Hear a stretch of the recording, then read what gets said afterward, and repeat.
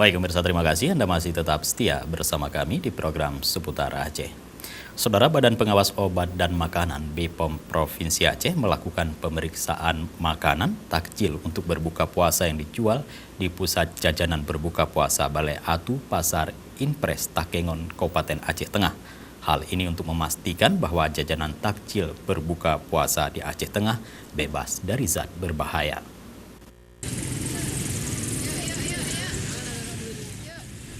Pemeriksaan yang dilakukan oleh tim pengawas obat dan makanan Pasar Takjil Balai Atu Pasar Impres Takengon, Aceh Tengah dilakukan terhadap 19 sampel makanan yang dicurigai menggunakan makanan atau zat berbahaya bagi kesehatan.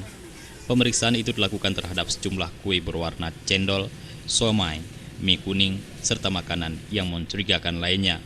Dari hasil tes yang dilakukan oleh Badan Pengawas Obat dan Makanan tersebut, takjil yang dijual di Takengon, Aceh Tengah dinyatakan aman dan tidak mengandung zat yang berbahaya bagi kesehatan. Namun demikian, pihak BPOM juga menghimbau kepada sejumlah pedagang jajanan berbuka puasa agar tidak menggunakan zat-zat yang berbahaya dalam kue dagangannya, sehingga tidak menimbulkan penyakit. Pemeriksaan terhadap jajanan takjil berbuka juga dihadiri oleh Wakil Bupati Aceh Tengah, Kadis Perindakop, Kadis Pangan, Kadis Kesehatan, serta Kadis Perikanan, dan sejumlah pejabat lainnya untuk menyaksikan hasil uji jajanan berbuka yang dijual di kota Takengon.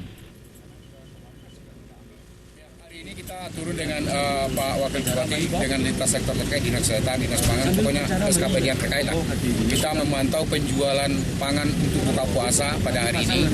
Kami dari Balai POM dengan tim, dengan Pemda, mengambil beberapa sampel yang kita duga, yang kita curigai kemungkinan mengandung bahan berbahaya seperti mie, bakso, atau minuman yang berwarna. Nah, setelah kita ambil sampel sebanyak 19, sampai saat ini hasilnya tidak kita temukan mengandung bahan berbahaya.